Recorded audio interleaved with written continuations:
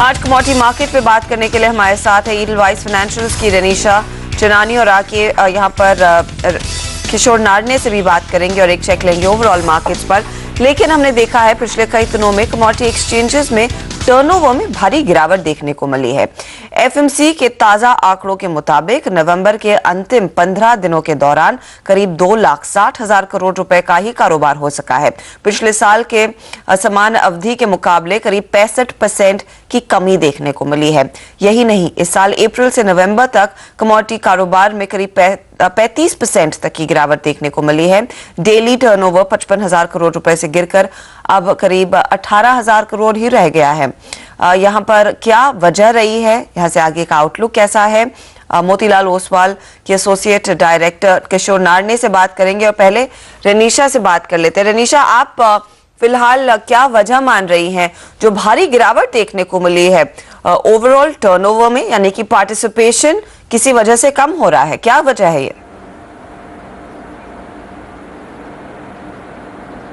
Yes, हाय, good morning. मुझे लग रहा है जो पार्टिसिपेशन है ओवरऑल कम हो चुका है after the introduction of CTT, that is commodity transaction tax. With the start of this year 2013 में हमने देखा था जो डेली टर्नओवर्स होते थे that were around 60,000 to 70,000 crore on daily basis.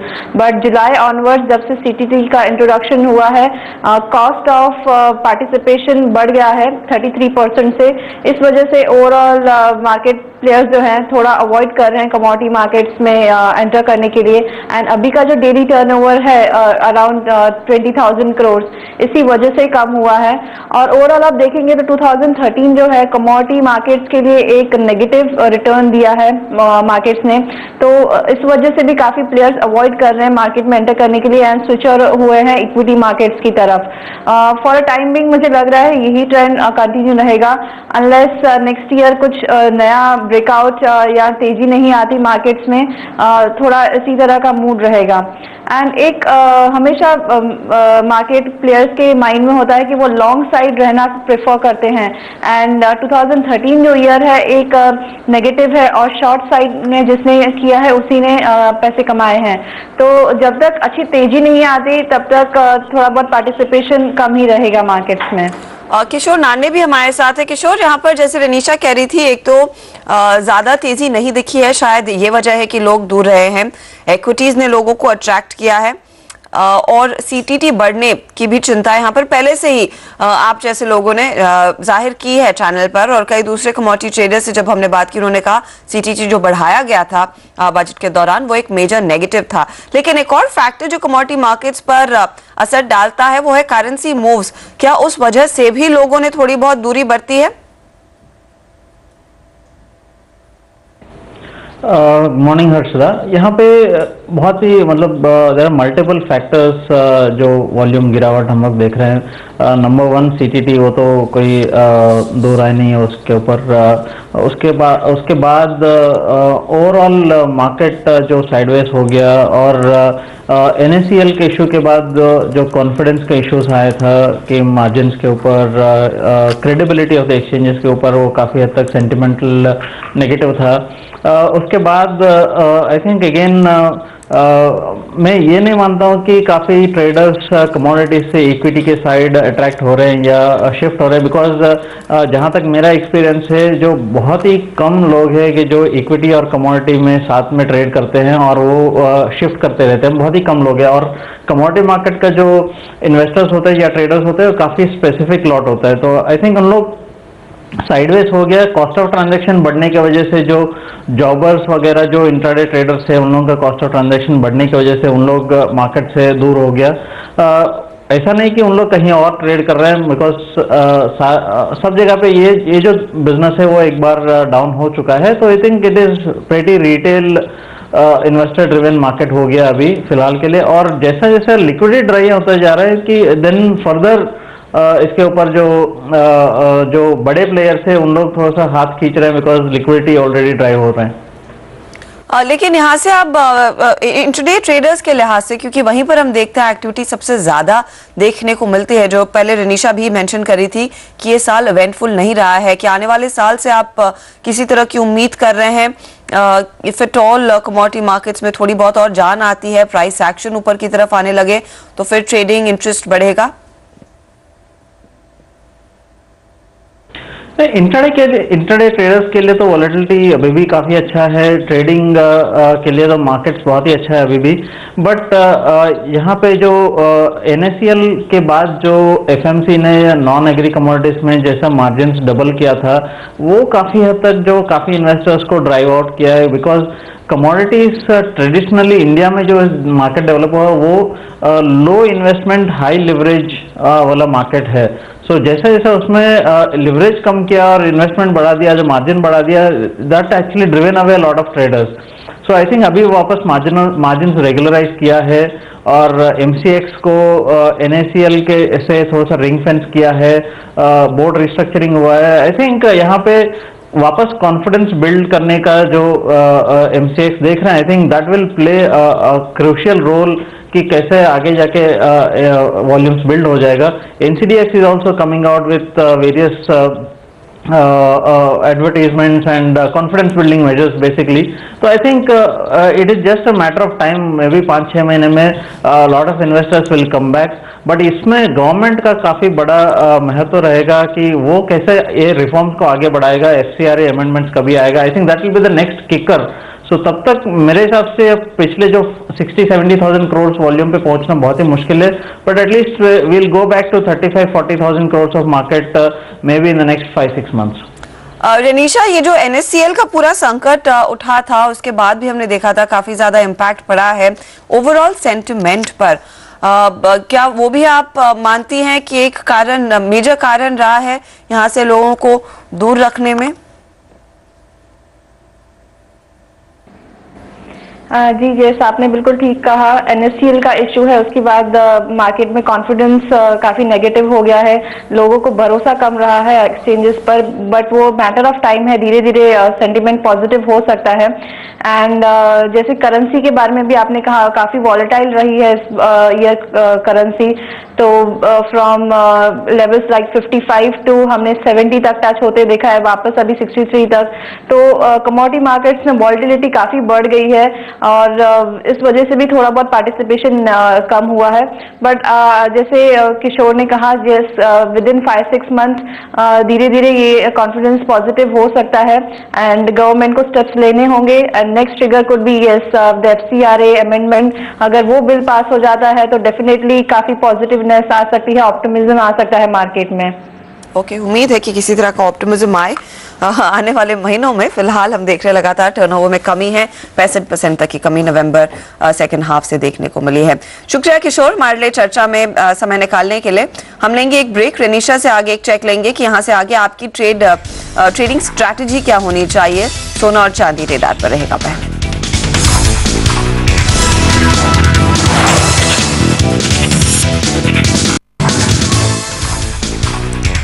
आप देख रहे हैं कमोडिटी राउंड अप और यहाँ पर सोने और चांदी पर सबसे पहले नजर डालते हैं, जहां पर आज एकदम सुस्ती के साथ कारोबार है। अंतर्राष्ट्रीय बाजार में आप देखें $1255 के आसपास ट्रेड है, भारतीय बाजार में भी 29,392 के आसपास ट्रेड बनता हुआ दिखाई दिया है। करीब 67 रुपए की गिरावट देखने को मिली है।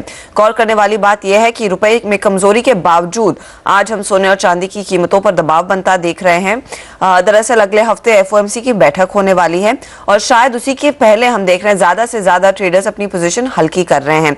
क्या वो एनालिसिस ठीक रहेगी रनीशा कि 17th 18th को जो FOMC की बैठक है वहां पर किसी तरह के साइंस आ सकते हैं एक स्लाइट टेपरिंग की शुरुआत के, और उससे पहले ज्यादातर ट्रेडर्स अपनी पोजीशन हल्की रख रहे हैं?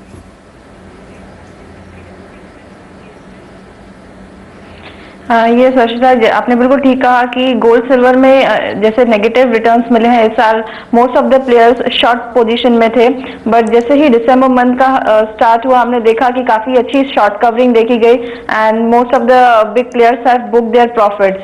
अभी जो है मुझे लग रहा है कि नेक्स्ट 2-3 डेज तक थोड़ा मूवमेंट लैकलस्टर ही रहेगी, बड़ी पोजीशंस नहीं बनाएंगे काफी लोग और वेट करेंगे कि FOMC की मीटिंग जो ट्यूसडे वेडनेसडे को है उससे क्या नतीजा बाहर निकल आता है। है। मोर देन 50% आर एक्सपेक्टिंग कि अभी इस बार दिसंबर से टेपरिंग नहीं स्टार्ट होगा, it would start in the month of March. तो अभी भी काफी कॉन्फिडेंस नहीं है मार्केट में क्या होने वाला है। एंड गोल्ड सिल्वर का मार्केट, बुलियन मार्केट जो है, लगातार इस साल इसी न्यूज पर ही ट्रेड कर रहा है कि फेड मॉनेटरी पॉलिसी में कितना ईजिंग रहता है या कितना टेपरिंग करते हैं वो। तो मुझे लग रहा है शॉर्ट टर्म इसी तरह लैकलस्टर मूवमेंट रहेगा। एंड आज अगर इंट्राडे की बात करें तो रुपी की मूवमेंट के ऊपर ही प्राइजेस ट्रेड करेंगे। एंड मुझे लग रहा है आज रुपी में थोड़ा बहुत एप्रिसिएशन आ सकता है, तो sell side would be a better strategy. Gold में सेलिंग की जा सकती है अराउंड 29,500 के आसपास for the targets of 29,300 to 200 on the lower side. And similarly silver पे भी करंट प्राइजेस पर सेलिंग की जा सकती है around 45,600 with the stop loss of 45,900 and नीचे में टारगेट्स 45,200 एंड 45,000 तक देखे जा सकते हैं। रेनिशा, द वेरी फैक्ट कि यहाँ पर प्रीमियम कम होता हुआ दिखाई दिया है, करीब $40 तक की गिरावट देखने को मिली है गोल्ड में, तो उसका क्या सिग्निफिकेंस रहेगा और क्या प्राइस एक्शन फिर उस लिहाज से देखा जाएगा और क्या पॉसिबिलिटी है इस प्रीमियम की और कम होने की? ये प्रीमियम्स जो $110 टू $120 ट्रेड हो रहे थे पिछले महीने, अभी गिरकर काफी कम हुए हैं जैसे आपने कहा। द रीजन इज जो इंपोर्ट्स कम हुए हैं इंडिया से, वो ये दिखा रहे हैं कि ऑफिशियली डिमांड कम हो रही है। एंड जो रिसाइकलिंग का गोल्ड है वो मार्केट में काफी आ रहा है। ये एक्सपेक्टेड था कि प्रीमियम्स इतना लगातार इतने हाई लेवल्स में नहीं रह सकते, धीरे धीरे उन्हें नीचे आना ही था। And this is idle time, yes, और नीचे आ सकते हैं प्रीमियम्स। और मैं एक्सपेक्ट कर रही हूँ कि वैसे जो नॉर्मल पहले प्रीमियम्स रहा करते थे $30 और $35 तक, वहां तक आ सकते हैं वापस। ओके, यह है फिलहाल कॉल सोने पर, यानी कि और भी प्रीमियम्स गिरावट आती हुई दिखाई देगी और उसका इम्पैक्ट डेफिनेटली प्राइसेस पर रहेगा।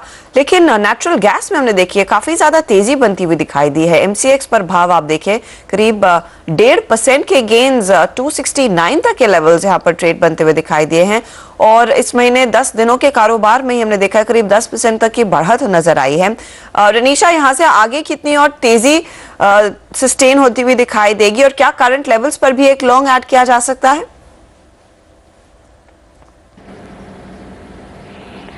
Yes, natural gas has been the best performer in the December month. Prices more than 10% जितनी बढ़ी है। एंड इसका रीजन है कि यूएस में winter outlook is been very positive and most of natural gas is used during the winter demand in heaters and all. तो अच्छी demand रहेगी फॉर दिस दिसंबर मंथ। मैं एक्सपेक्ट कर रही हूँ prices could go up to 280 levels और so also. But ये लगातार तेजी के बाद एक शॉर्ट थोड़ी बहुत मुझे लग रहा है प्रॉफिट बुकिंग आनी चाहिए आज।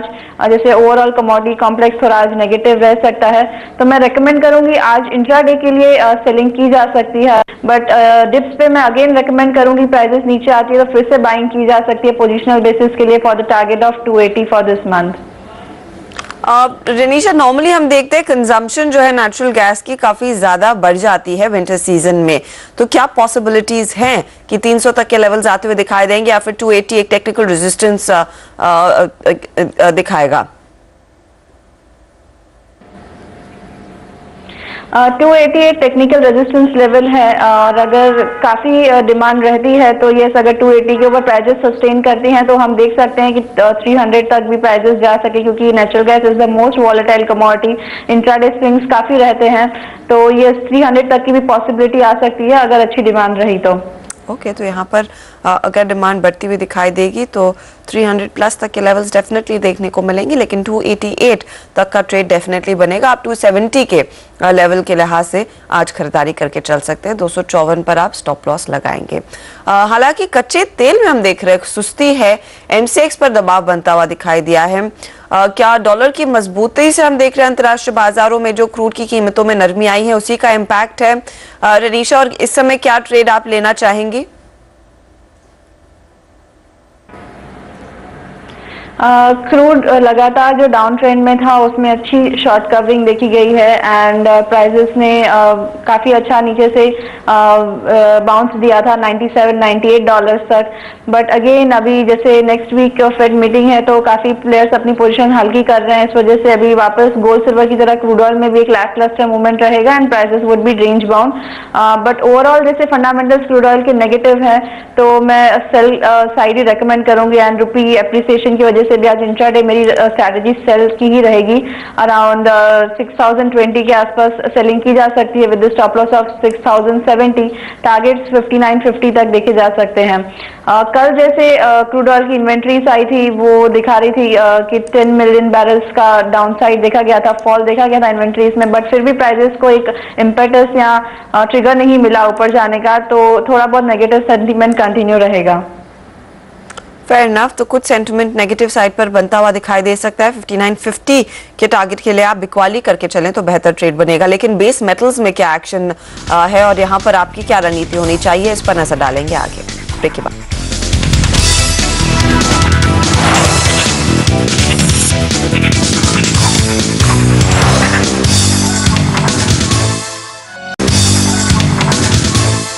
कमोडिटी मार्केट के एक्शन पर हमारी नजर बनी हुई है और अब बेस मेटल्स में देखते हैं क्या हो रहा है। निकल में आज हमने देखा है कुछ स्ट्रेंथ के साथ कारोबार बनता हुआ दिखाई दिया है। कॉपर वहीं एकदम सपाट, निकल करीब 5 रुपए तक की तेजी देखी जा रही है। 870 के ऊपर दाम बढ़ते हुए नजर आए हैं। इंडोनेशिया में एक्सपोर्ट पर रोक की खबरों के बाद इसकी कीमतों में और भी तेजी आई है। साथ ही बार्कलेज इसमें अगले साल भारी तेजी की उम्मीद जताई है। हालांकि दूसरे आप मेटल्स में देखें बहुत ही लैकलस्टर कारोबार है। रनीशा यहाँ पर हमारे साथ बनी हुई है, आपकी क्या रणनीति होगी निकल में, क्योंकि कई एनालिस्ट ने कहा है कि ये एक ट्रम्प कार्ड रह सकता है कमोडिटी ट्रेडर्स के लिए अगर आप तेजी की पोजीशन इस समय लेते हैं। क्या करंट लेवल्स पर भी आप तेजी की सलाह दे रही हैं? यस, मैं एक्सपेक्ट कर रही हूँ 2014 में निकल could be the best performer, क्योंकि इस साल काफी लैकलस्टर मूवमेंट रही है and prices are trading below the cost of production and मुझे लग रहा है एलएमई पे प्राइजेस हम देख सकते हैं कि 14,500 to 15,000 तक की लेवल्स टच करें next year. Yes, positional basis पे काफी अच्छी लेवल्स है। आप अगर 850 के आसपास निकल में बाइंग की पोजिशन बनाते हैं for the targets of 1,000 for the next 5 to 6 months. Overall base metal complex में पिछले कई दिनों से नेगेटिविटी बनी हुई है एंड एक ट्रिगर मिला था इस लास्ट वीक में कि चाइना के नंबर्स अच्छे आए पीएमआई के एंड इंडस्ट्रियल प्रोडक्शन के, तो थोड़े बहुत प्राइजेस में अच्छी रिकवरी देखी गई है। तो काफी एक पॉजिटिव और वन वे तरह का मूवमेंट रहा है। प्राइजेस लगातार 2-3 दिनों से काफी बढ़ी है, तो मुझे लग रहा है इंट्राडे बेसिस के लिए एटलीस्ट थोड़ी बहुत प्रॉफिट बुकिंग आ सकती है एंड मैं रेकमेंड करूंगी इंट्राडे बेसिस के लिए थोड़ी बहुत सेलिंग की जा सकती है। फॉर एग्जांपल इन कॉपर अगर प्राइजेस 455 के नीचे सस्टेन करती हैं तो सेलिंग की जा सकती है for the targets of 452। Similarly अगर जिंक में भी 121 के नीचे सस्टेन करती है प्राइजेस तो सेलिंग की जा सकती है for the targets of 120 and 119। But positive momentum बना रहेगा, डिप्स पे अगेन बाइंग की जा सकती है। बस एक शॉर्ट प्रॉफिट बुकिंग की वजह से मैं सेल का रिकमेंडेशन दूंगी एंड अगेन डिप्स पे बाय करने के लिए रिकमेंड करूंगी। फेयर इनफ, शुक्रिया रनीशा हमारे लिए समय निकालकर इन तमाम कमोडिटीज पर अपनी राय देने के लिए। इसी के साथ कमोडिटी राउंड अप में इतना ही, लेकिन आप बने रहिए सीएनबीसी आवाज के साथ। आगे नजर होगी इक्विटी मार्केट्स के ट्रेड पर। फ्यूचर्स एक्सप्रेस में आपको बताएंगे वायदे बाजार में क्या स्ट्रैटेजी आप अपनाएं।